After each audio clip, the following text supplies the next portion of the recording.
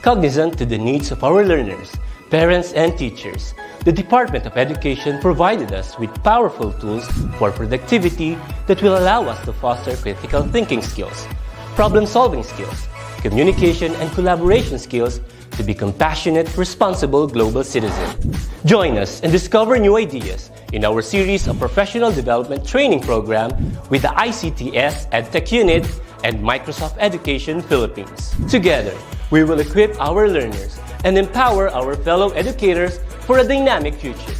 Para sa bata, para sa bayan, at para sa guro. Sulong Edukalidad.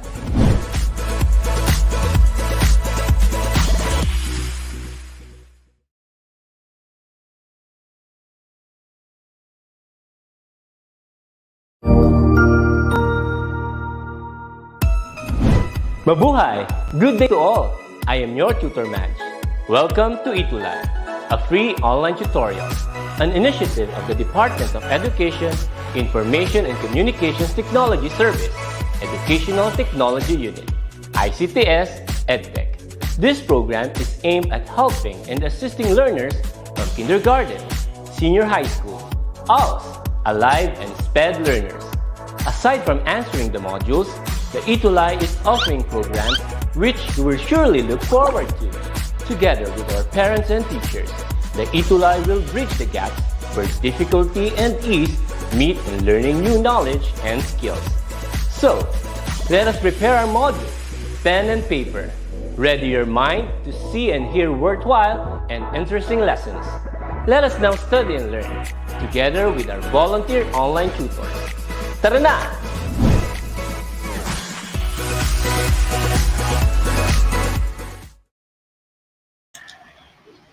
Right. Magandang hapon po sa lahat ng ating mga live viewers. So, good Monday afternoon sa ating mga nanonood from Luzon, Visayas, and Mindanao. At magandang hapon din po sa ating mga partner schools na walang sawang sinusuportahan ng ating physical science live session dito sa DepEd ETUlay. Kami ay taus-puso nagpapasalamat sa inyo. Kayo po ang aming inspirasyon upang magpatuloy na upang magabayan ang ating mga mag-aaral gamit ang modular distance learning modality.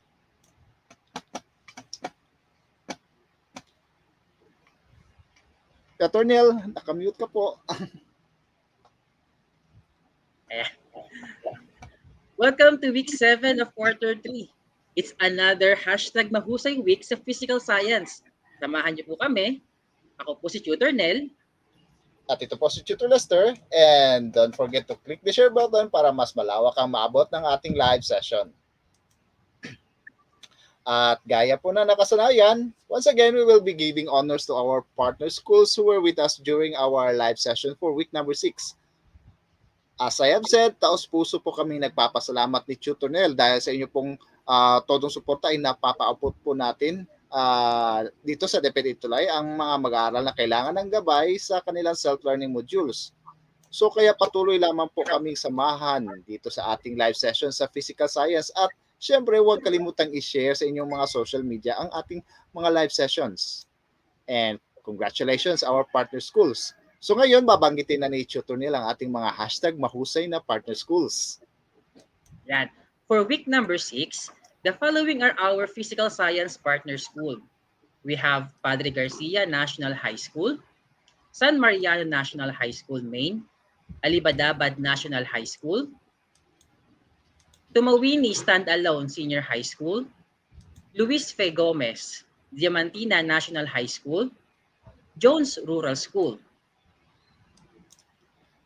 And also let me name our partner schools na naging kasama natin. Aurora Senior High School, Ipil National High School,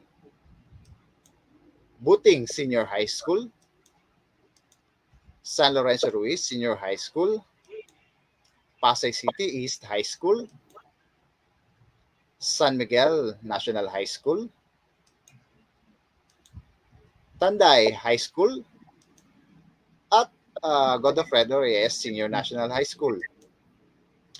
At syempre, congratulations sa ating mga #mahusay na mag-aaral from our partner schools.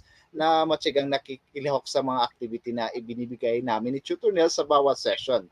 And now we are introducing our students of the week. Right. So, ang mga mag-aaral na galing sa Tumawini Standalone Senior High School ay consistent po nating na itatampok dito sa Student of the Week. So, ayan po ang ating mga hashtag mahusay na mag-aaral. Presenting, Dayan Joy Di Madayag, Grade 12 Pearl, and Mikaela May M. Takang, Grade 12 Sapphire. J. Lu G. Umakam, Grade 12 Ruby, and Christine L. Guzman, Grade 12 Amethyst. We also have Christine M. Cabado, Grade 12 Sapphire, and Mary Grace M. Guiab, Grade 12 Amethyst. We also have from San Mariano National High School, Jo Marie Sibal from Grade 12 Herodotus. And from Alibadabad National High School, we have Christina Zipagan from Grade 12 Jade. And Ipil National High School, Rochelle D. Latorino from Grade 12 Excellence. Bigyan po natin ng isang masagabong palakpakan ng ating mga students of the week. Congratulations po. Now, for the 7th week of the 3rd quarter of the school year 2021-2022, we will discuss the topic, how is energy produced and managed? Ang pinagbasihan po ng ating live session ay ang Physical Science ADM module ng Region 4A Calabarzon. Ang unang most essential learning competency na covered natin for this week is describe how energy is harnessed from different sources: fossil fuels, biogas, geothermal, hydrothermal, batteries, solar cells, and biomass. And before we move on to our discussion, recall muna natin ang napag-usapan natin last week. So, nung nakaraang live session, we talked about stoichiometry. Narito ang ilan sa mga importanteng concepts na ating tinalakay last week. Stoichiometry establishes small and mass relationships between reactants and or products in a chemical reaction. Limiting reagent is the reactant that is completely used up after a chemical reaction, and excess reagents are the reactants that are in excessive amounts. Ayan. Now, let's get started with our topic, energy production and management. As we recall the concept of energy, we know that by definition, energy is the ability or capacity to do work. Back in your junior high school years, you know that there are different forms of energy. Two of those are kinetic and potential. Naaalala niyo pa ba ang pinagkaiba ng dalawang ito? Let's have a simple exercise para ma-recall natin ang pinagkaiba ng kinetic energy sa potential energy. Magbibigay kami ni Tutor Lester ng mga situations, and then you have to identify whether the energy portrayed is kinetic or potential. Pakitype lamang sa mga comment sections ang inyong mga sagot. Ready na ba kayo? Let's have the first one.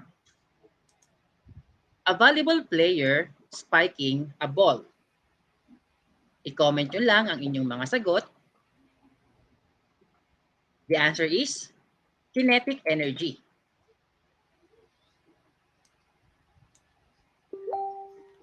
Next, an archer with his bow drawn. Is it potential or kinetic? The answer is potential energy. And lastly, the chemical bonds in sugar. So what is it? Is it potential or kinetic? The answer is potential energy. Okay. I think talagang hindi nyo pa nakakalimutan ang mga concepts ng potential and kinetic energy. Sa session natin ngayon, i-discuss naman natin ang iba't iba pang forms ng energy sources at kung paano ba ito na-produce at na-manage. Tutor Lester? Salamat, Tutor Nel. So, bago natin i-discuss ang iba pang forms ng energy, i-analyze muna natin ang illustration na ito. Alright, so these are three pie charts that tells us the percentage of the power generated in Luzon, Visayas, and Mindanao. As given in the slide, our electricity are sourced from the following sources. So we have coal fire, natural gas, oil, geothermal, hydro, and other unspecified sources.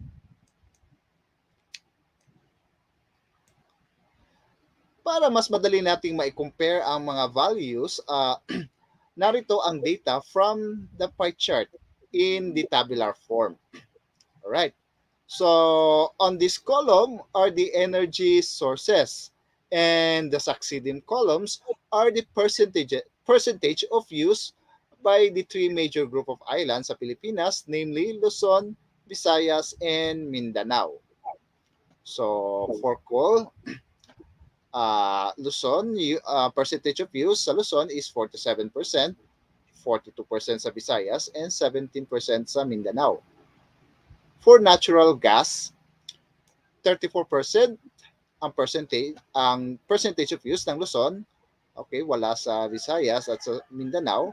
For geothermal, Luzon source its energy from geothermal. Okay, nasa 6% po.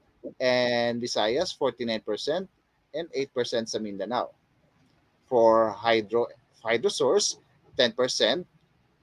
Ang percentage of use sa Luzon, wala sa Visayas, and 52% sa Mindanao. For oil, none from Luzon, 7% from the Visayas, and 22% from Mindanao. And other unspecified sources, okay, 3% sa Luzon, 2% sa Visayas, and 1% sa Mindanao. And based on the table, is Luzon highly dependent on coal and natural gas for energy generation? All right, so that is correct. So 47% of Luzon's energy came from coal, while 34% naman ay galing sa natural gas. Next question. What is the main energy source in Visayas? What about in Mindanao? From the table. So ano po ang pinakamalaking energy source sa Visayas at saka sa Mindanao? So, all right. So tama po. So sa Visayas, ang pinakamalaking energy source ay ang geothermal power, whereas sa Mindanao naman is hydroelectric. Itong mga energy sources na ito ang isa sa mga focus ng discussion natin ngayong araw. Yan. So, paano nga ba nako-convert itong mga energy sources na ito para maging electrical energy? Dito papasok ang role ng mga power plants. A power plant is an industrial facility that generates electricity from primary energy. Most power plants use one or more generators that convert mechanical energy into electrical energy in order to supply power to the electrical grid for society's electrical needs. The exemption is solar power plants, which use photovoltaic cells instead of a turbine to generate the electricity. The type of primary fuel or primary energy source that provides a power plant its primary energy varies. The most common fuels are coal, natural gas, and uranium, or the nuclear power. A substantially used primary energy source for electricity generation is hydroelectricity or water. Other flows that are used to generate electricity includes wind, solar, geothermal, and tidal. Electrical sources can be broken down into two major groups. We have renewable and non-renewable sources.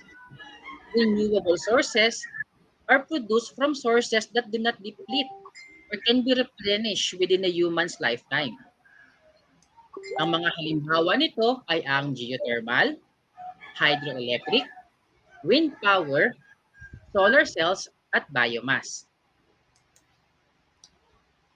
Ang unang halimbawa ng renewable energy source ay ang geothermal. Geothermal power utilizes the heat energy from the Earth's crust. So this heat energy heats up the rocks, which in turn heats up the nearby groundwater. Alam niyo ba na ang isa sa pinakamalaking geothermal power plant sa buong mundo ay makikita sa Leyte? Alright, so ako po ay taga Leyte and as a matter of fact, napapasyalan ko po itong geothermal power plant. So ito po ay ang Malitbog Geothermal Power Station.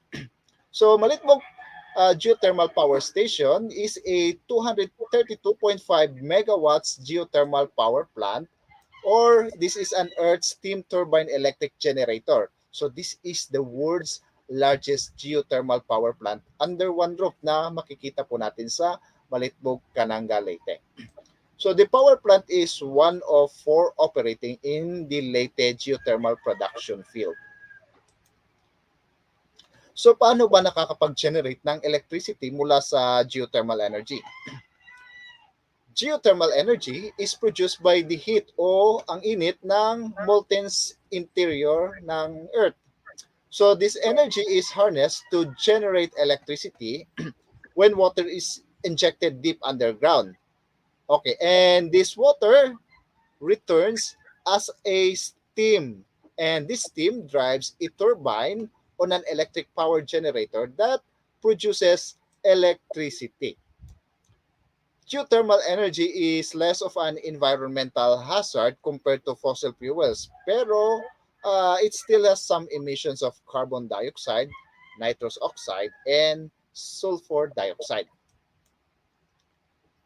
Ito ang ilan sa mga geothermal power plants na meron sa ating bansa. Malibara, which is found in Santo Tomas, Batangas. Macban in Laguna. Bacon, Manito in Sorsogon. And Tiwi in Tiwi, Albay. Malitbog, na na-discuss po natin kanina. Southern Negros Geo Production Field, which involves the Nasulo Geopower Plant, Palimpinon Geopower Plant in Valencia, Negros Occidental. Ayan. Another example of a renewable energy source is hydroelectric. Hydroelectric power or hydropower is derived from the energy of falling or moving water to generate electricity. A turbine converts the kinetic energy of falling water into mechanical energy. Then, a generator converts the mechanical energy from the turbine into electrical energy. The generator power is stepped up to a higher voltage from the substation and then exported for transmission. Isang halimbawa ng hydroelectric power plant ay ang Panay Hydropower Plant na makikita sa Bukidnon. Ilan pa sa mga hydroelectric power plant na meron sa ating bansa ay ang mga sumusunod.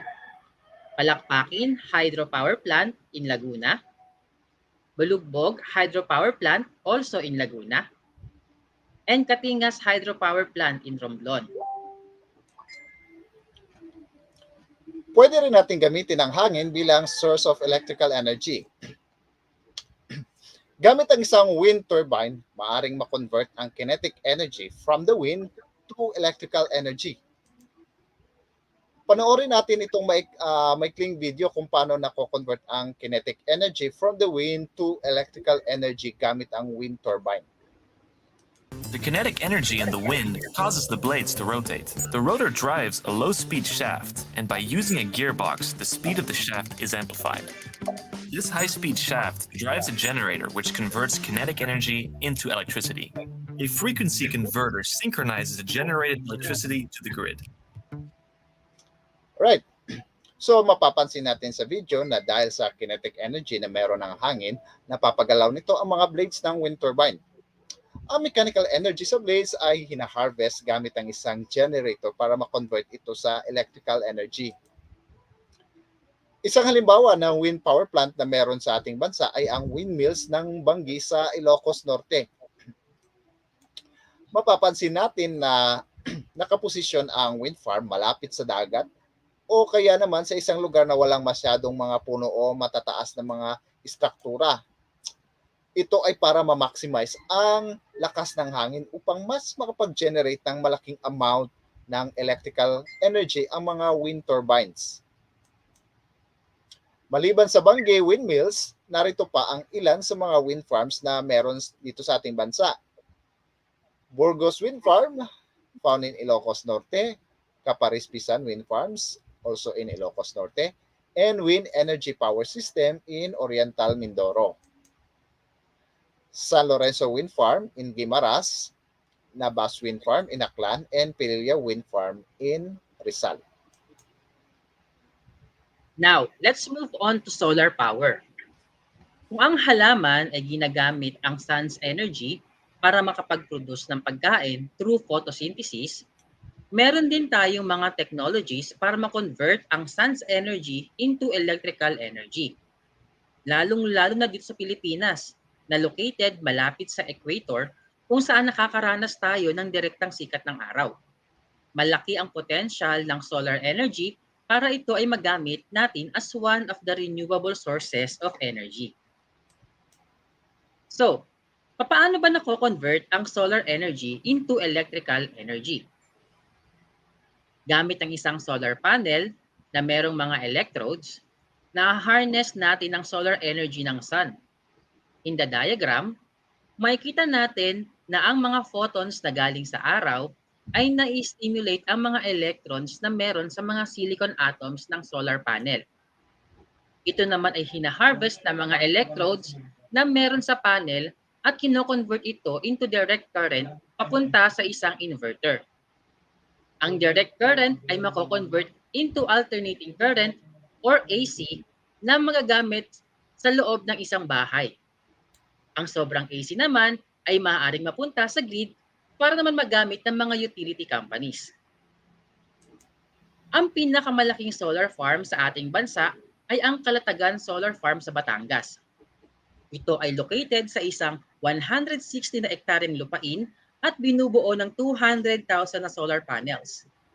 Ang solar farm na ito ay nagpro-provide ng electrical energy sa western part ng Batangas.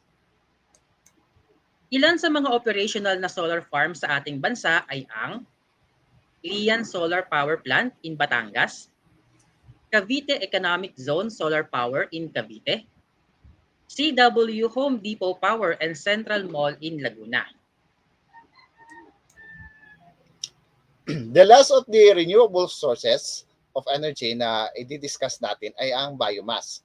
Okay, dito, organic matter from plants and animals are used for electricity generation. Ang mga organic waste na ito ay maaring manggaling sa forestry and agricultural crops, sewage, municipal solid waste, animal residues, at industrial residues. So, paano ba nakakapag-generate ng electricity from biomass? Example, rice husk or bagas. Okay, sinusunog po ito as fuel to burn water. So, this steam from the boiling water is used to run the turbines. Okay, these steam turbines, which in turn drive the generators to produce electricity. Okay, wood o panggatong na kahoy is also a biomass fuel. So as long as we replenish the trees na pinuputol natin, biomass can be a sustainable energy source.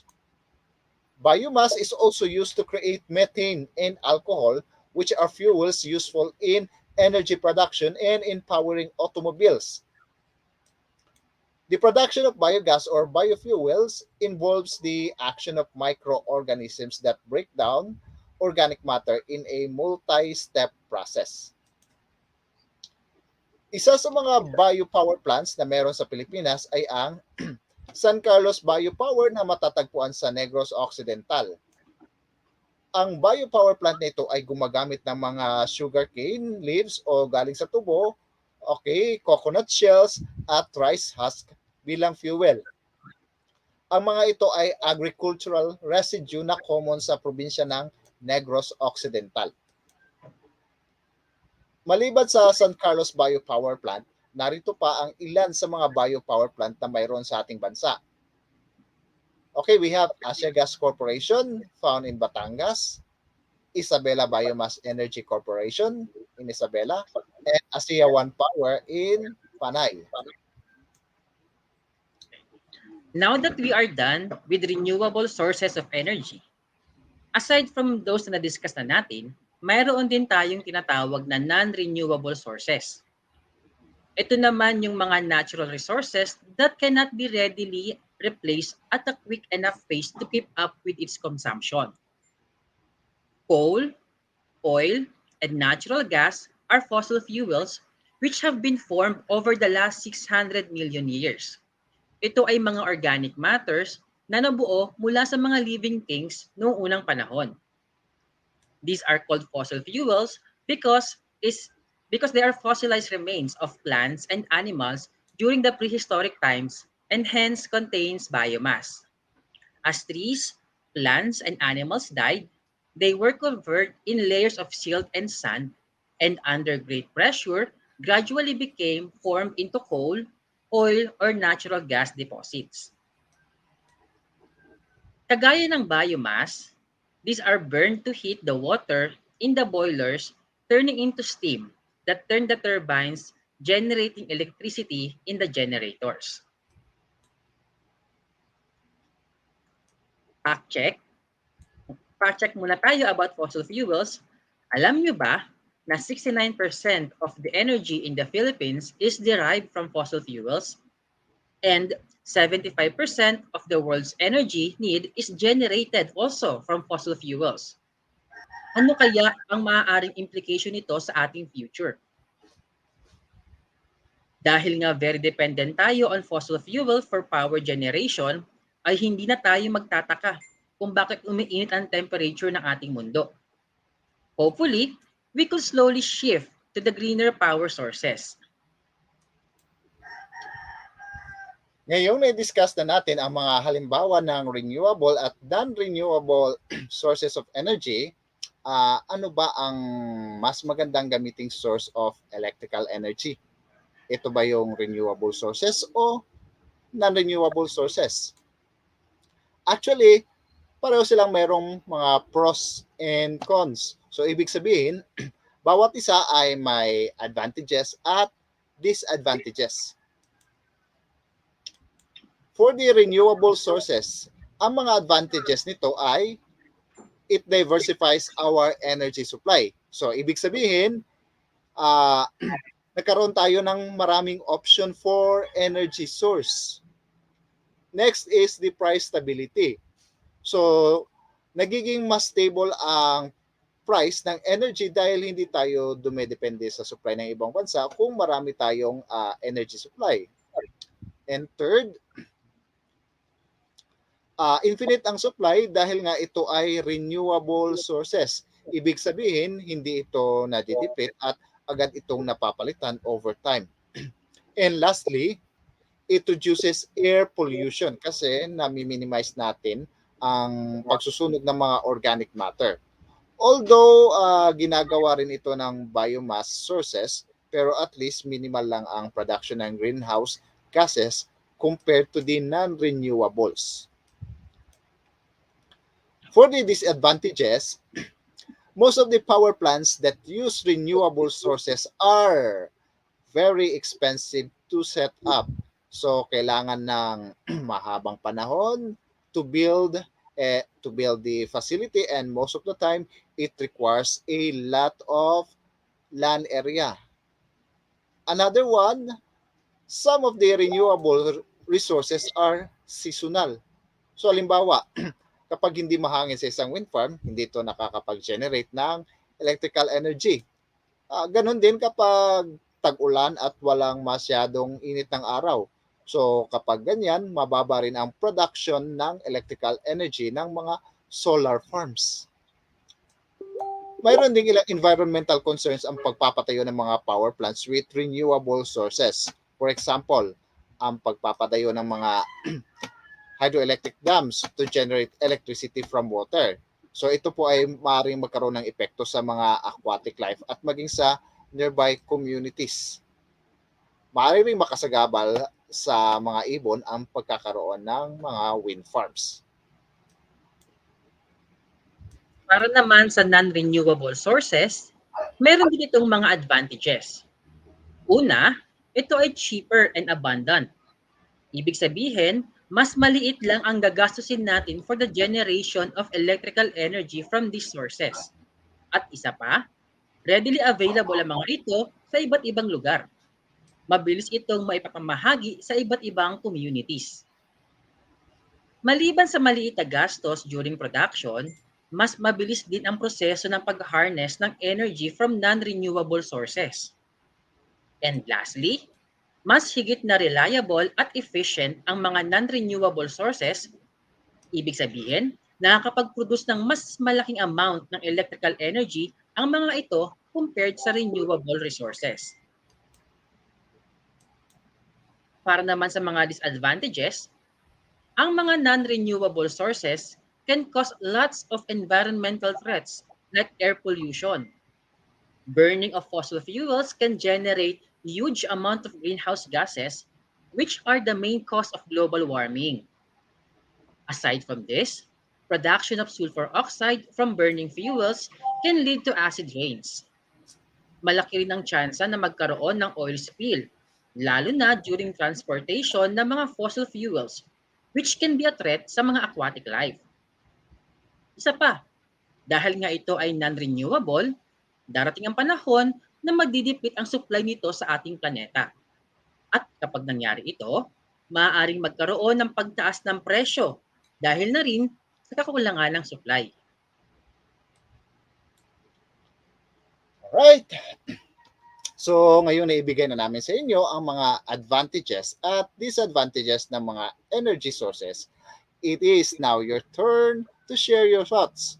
Pero bago pa yan ay babatiin muna namin ni Tutor Nel ang ating mga taga-subaybay na nanonood sa atin ngayon dito sa DepEd ETUlay Physical Science. So Tutor Nel, ikaw na muna ang maunang bumati sa ating mga live viewers. Ayan, let us greet si Crisdel Angela Aranan, ayan, from Padre Garcia National High School. Ang teacher niya ay si Lady Lynn Ducay. Ayan, good afternoon po and thank you sa pagsubaybay. We also have here si Vanessa Kamunayan Balido from Alibadabad National High School. And meron din tayo dito si Christopher Malsi from Mariano National High School together with his teacher, Mr. Noli L. Balbin. Ayan, good afternoon po and I hope ay marami kayong natutunan ngayon sa ating discussion about renewable and non-renewable sources of our energy.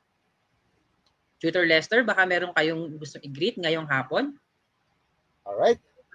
Binabati ko po ang guro ng ating mga mag-aaral from San Mariano National High School, May na si Sir Leo Galisa.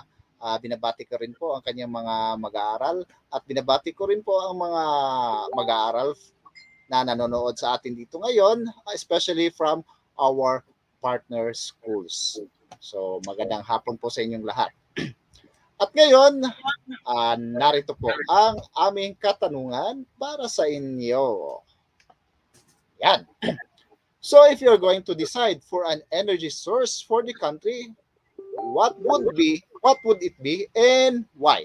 Okay, ulitin ko po. If you are going to decide for an energy source for the country, what would it be and why? Now, you may answer our activity by accessing the link displayed on the screen. That is https://info.flipgrid.com. And then you enter the join code, which is 0F8C 0876. Record your video response and indicate your name, school, and division in the description. Hihintayin namin ang inyong mga entries. Paalala lang, huwag kalimutang i-indicate ang inyong pangalan, section, school, at kung saang division sakop ang inyong school. Alright, so I guess that's a wrap up. Let us summarize everything that we discussed today. Our energy needs are sourced from renewable and non-renewable energies. Renewable energies includes geothermal, solar, wind, biomass, and water, while non-renewable energy sources includes fossil fuels. Alright. So ngayon, let's move on to our quiz segment na pinangalanan natin Gets Mo, Sagot Mo. So sa segment na ito, may sasagutan po tayong 5 katanungan na of course taken from what we had shared to you earlier. Okay. So we are inviting you once again, our live viewers, na sumali po kayo sa ating segment na ito. So, paki-comment lamang po ang inyong mga kasagutan dito sa comment section. So, alright, let's get started. Number 1, energy that comes from the sources that will eventually run out. A, kinetic. B, potential. C, renewable. D, non-renewable. The answer is letter D, non-renewable. Number 2, these are organic matter from plants and animals. A, biomass. B, batteries. C, geothermal. D, wind power. The answer is letter A, biomass. Number 3, it includes hydrocarbons such as coals, oil, and natural gas that came from organic remains of prehistoric organisms. A, biogas. B, batteries. C, fossil fuels. D, solar power. The answer is letter C, fossil fuels. For number 4, this renewable energy utilizes moving water to turn turbines. A, biomass. B, solar wind. C, geothermal. D, hydroelectric. The correct answer is letter D, hydroelectric. For the last question, the following are the advantages of using a renewable energy except A, it is more efficient. B, it has infinite supply. C, it reduces air pollution. And D, it has a diverse energy supply. The correct answer is letter A, it is more efficient.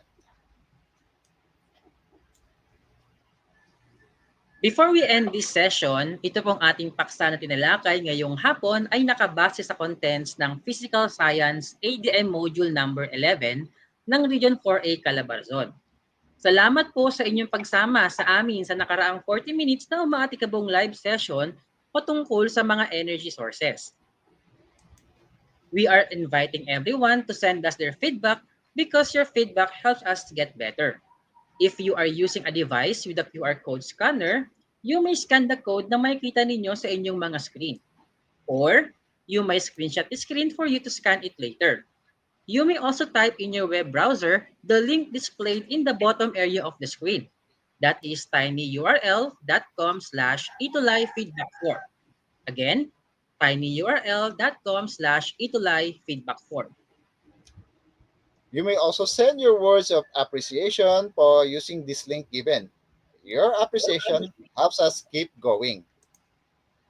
You may also email your comments and suggestions to the email that you can read in your screens, edtech@deped.gov.ph.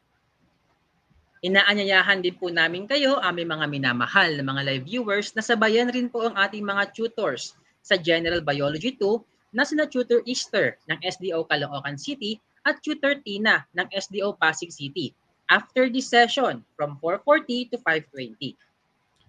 You may also watch the live session in Empowerment Technologies kasama ang mga tutor na sina Tutor Jane of SDO Puerto Princesa City at si Tutor Janelle ng SDO Ilocos Sur pagkatapos po ng ating session from 4:40 to 5:20. And that's it for week number 7. So, suportahan din po ninyo ang mga tutor from the different subject areas sa senior high school. So, huwag niyo po kalimutan from 4 to 5:20 in the afternoon. So, kita-kita po ulit tayo on Monday, same time, alas 4 hanggang alas 4:40. And this is your Tutor Lester from SDO Ormoc City. And yours truly, Tutor Ronel from SDO Pasig City. Goodbye! Bye! And be well! Kita-kita po next week.